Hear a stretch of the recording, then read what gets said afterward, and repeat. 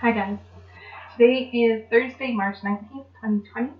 We're on day 3 of our Skill a Day videos. If you've followed along, maybe you've tried making Irish soda bread, maybe you've made some disinfectant wipes, maybe you're even trying to make a sourdough starter and follow along with our daily feeding. Today we're going to do something a little bit different. We're not going to do something that's planned to help you during your time of isolation, but rather something we're going to do in anticipation of a warmer, brighter, healthier time to come. We're going to be starting seeds. And today is the first day of spring, so it's very appropriate to do that. Now, seed starting is something that maybe you've done before, maybe you haven't. If you don't do it, maybe you won't be able to have a good garden this year because some of these seeds actually need a little bit of extra time to grow.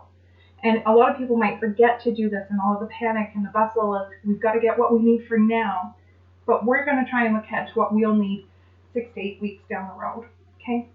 If you are planting things like carrots and beets and potatoes and beans, those don't need an extra start. You can wait until the ground thaws. I'm here in a zone 3 zone in the prairies. We don't have a very long growing season. So if you want to grow anything that's like tomatoes, cucumbers, zucchini, tomatillos, some flowers even, they do require an extra bit of time in order to have a full growing season so that they can be fruitful.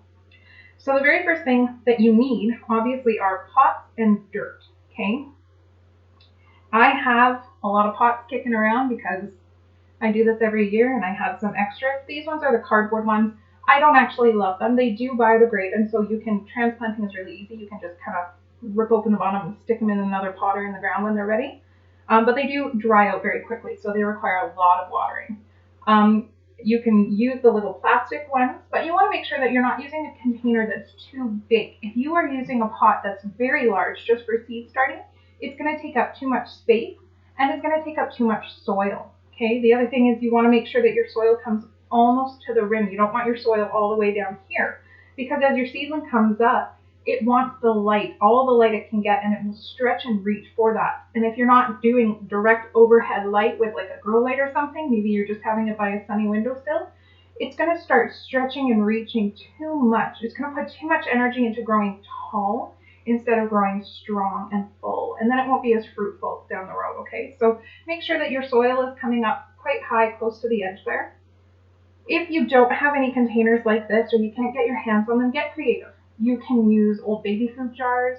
You can use hollowed oak eggshells. Those are actually wonderful. You just crack them when you're ready to transplant them, stick them in the soil, and then it actually gives the seedling a bit of a nutrient boost as it's growing.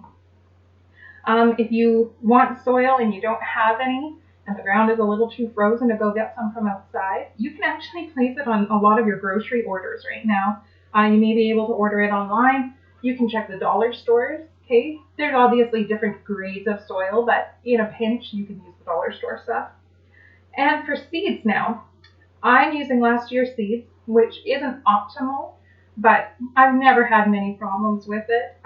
If you don't have seeds, again, grocery stores, dollar stores, lots of garden centers are still open from what I hear.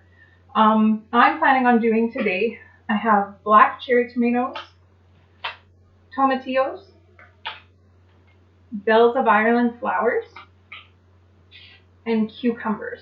Okay. I also have a cypress vine flower, which I love growing, but it needs a longer growing season than we have here.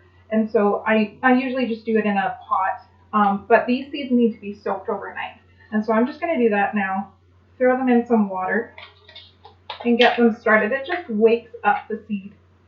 If these things are laying dormant, waiting for their time to grow, and until you tell them, they don't know when it's time. All right, so every seed packet will give you individual instructions on seed spacing, seed depth, how much light, how much water, how much drainage they need. Things like cucumbers really don't like to be transplanted. So it's actually better to use a bit bigger or a biodegradable container for them. If you're really good with your transplanting, you'll know how to do it without disturbing the root system and you can trick those cucumbers, but using a biodegradable planter is probably the best thing if you're new to this. Now we're just going to take a few seeds and throw them in. And when it talks about seed spacing, that's how much you need space for them to grow properly, but you can actually do them a little bit closer, even a couple seeds per hole right now.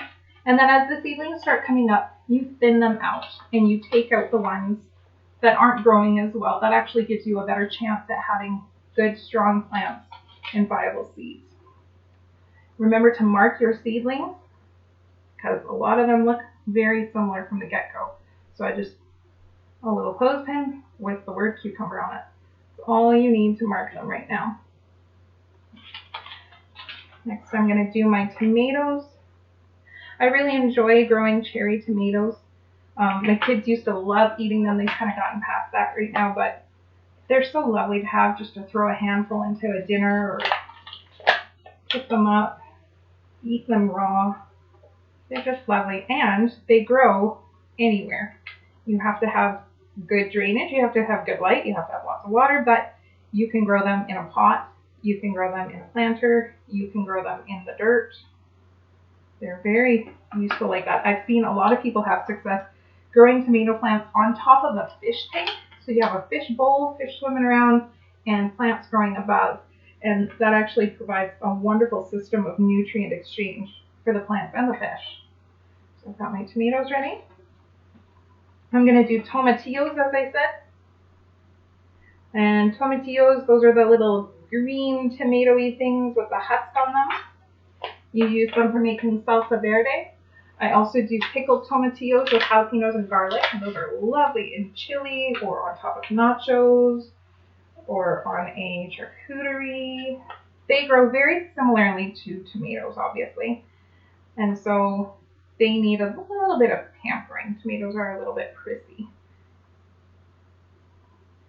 Throw some extra seeds in there. I'm just doing one pot of each for demonstration. I'm actually going to go do 3 or 4 pots more of each one after this. I'm dropping my seeds over. But I figured you didn't need to see me doing all of that. Tomatillos. And now I'm moving on to my bells of Ireland. These are beautiful green flower. They grow in long spears with the flowers growing all up along the sides. And I love these flowers, and I tried for years and years to grow them outside, and I wasn't having any luck with direct sowing. And I finally did the seed starting last year with them, and then did them as a planter, and they worked perfect. I was so happy to see them actually come up. And they have a lot of longevity in their blooming, so they're a nice flower to have in a planter.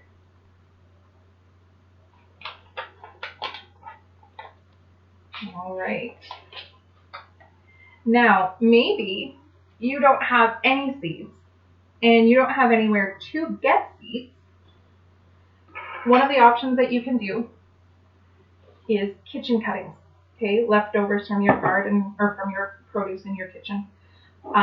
These are green onions. This is about 2 days of growth. As you use a green onion, you obviously leave the root at the bottom. Don't chuck that in your compost. Throw it in a jar with some paper towel and water, set it by a windowsill, and they start growing almost instantly. You can do this with celery and with lettuce as well, but those need to start getting put into soil fairly soon after.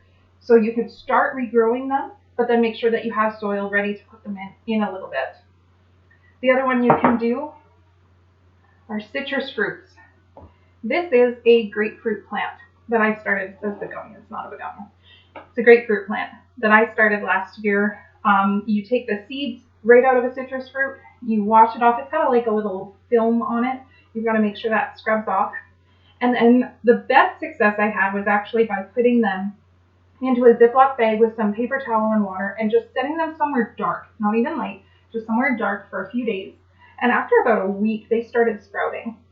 And then just plant that in soil. And I actually had over a dozen plants between lemons and grapefruits. And they're cute little plants. They really are. And I've had some friends do this that they've had the success where they actually are fruiting indoors. And they're teeny tiny little things, but they're adorable and edible. So you can try that as well. All right, I'm going to take a pause, clean up, and we're going to go feed our sourdough starter.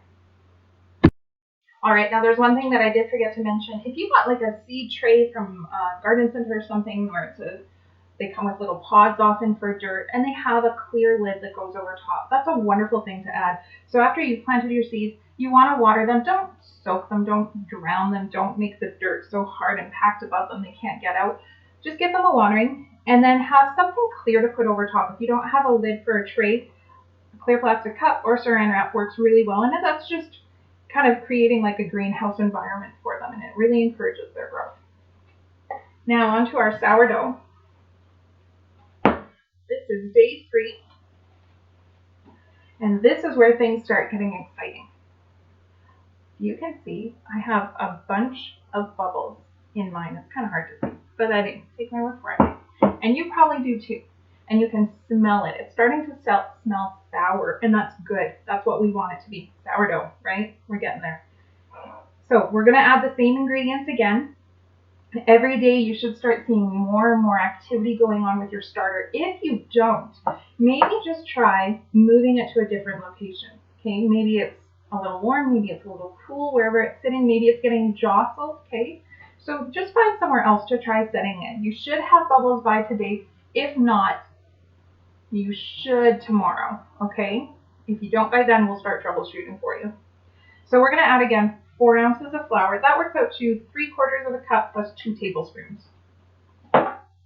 And 4 ounces of water, which is about half a cup.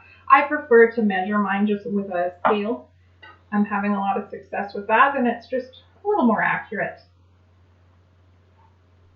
All right.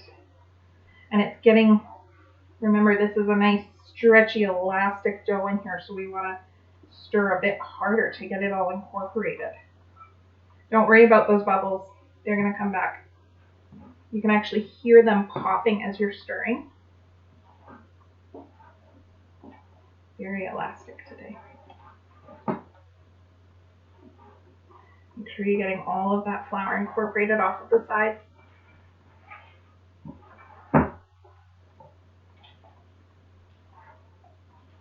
There we go. And scrape it back down so it all can go in together.